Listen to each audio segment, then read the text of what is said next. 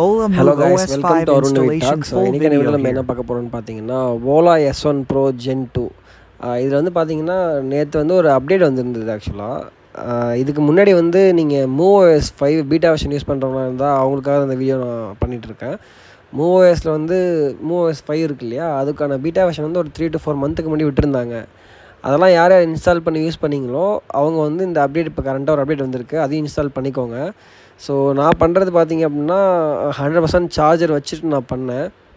Full charge இருந்துச்சு என்னோடய பைக்கில். இப்போ நான் இன்ஸ்டால் பண்ணேன். இது எனக்கு 1/2 hour கிட்டே டைம் எடுத்துக்கிச்சு. அதுவும் இல்லாமல் மெயினாக பார்த்தீங்கன்னா நடுவில் வந்து ஒரு 3 to 4 டைம்ஸ் கிட்டே வந்து அது ரீஸ்டார்ட் ஆச்சு. நீங்கள் உடனே பயந்துட வேணாம், நான் இதில் வீடியோ போடுறேன் பாருங்கள். ஸோ இன்ஸ்டால் பண்ணணும் ஒரு 5 minutes தான். அந்த 5 minutesல வந்து திடீர்னு ரீஸ்டார்ட் ஆரம்பிச்சிருச்சு. ஸோ அடுத்தது பார்த்திங்கன்னா 2-3 டைம்ஸ் அதுமாரி வந்துட்டு இருந்தது. இப்போ நிறைய பேர் பண்ணுற மிஸ்டேக் இங்கே என்னன்னு கேட்டிங்கன்னா, அந்த ஓலா வந்து இப்போ இன்ஸ்டால் பண்ணுறீங்க அப்படின்னா ரீஸ்டார்ட் ஆகிறப்ப கொஞ்சம் டைம் நீங்கள் கொடுக்கணும். திடீர்னு ஆட்டோமேட்டிக்காக டவுன்லோட் ஃபெயில் ஆகிடுச்சிங்கிறப்ப நீங்கள் என்ன பண்ணுறீங்கன்னா திரும்பி ஐயோ ஃபெயில் ஆகிடுச்சின்னு சொல்லிட்டு ரீஸ்டார்ட் பண்ண போகிறீங்க.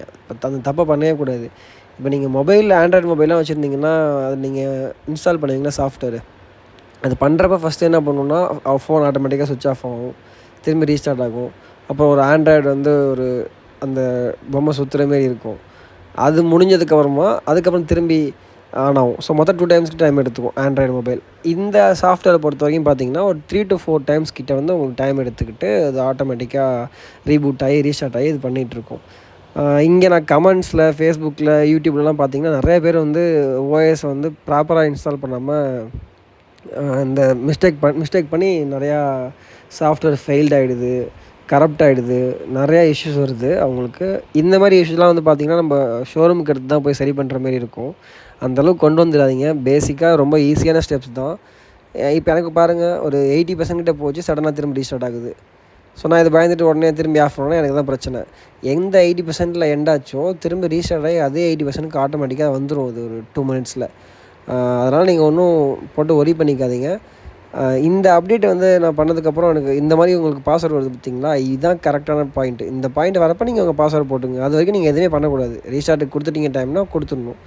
ஸோ இன்ஸ்டால் பண்ணதுக்கப்புறம் MoveOS 5ன்னு சொல்லிட்டு வீடியோஸ் வந்துடுது. இது கிளிக் பண்ணிங்கன்னா இது எல்லா வீடியோஸும் இருக்கும், MoveOS 5னா என்னன்னு சொல்லிட்டு. இந்த ஓஎஸ் நான் வந்து ஒரு ஆக்சுவலாக 3 to 4 மந்த்துக்கு முன்னாடியே பண்ணி அதான் யூஸ் பண்ணிகிட்ருக்கோம். எங்களுக்கு இப்போ ரிலீஸ் பண்ணது பார்த்திங்கன்னா ஸ்டேபிள் வெர்ஷன் ரிலீஸ் பண்ணியிருக்காங்க. யார் யாரெல்லாம் ஓலா S1 Pro வச்சுருக்கீங்க, MoveOS 3 இல்லை MoveOS 4 யூஸ் பண்ணிட்டுருக்கீங்க அப்படின்னா உங்களுக்கு இந்த அப்டேட் வந்திருக்கான்னு செக் பண்ணிக்கோங்க. மோஸ்ட்லி பீட்டாஸ் மட்டும் தான் விட்ட மாரி எனக்கு தெரியுது.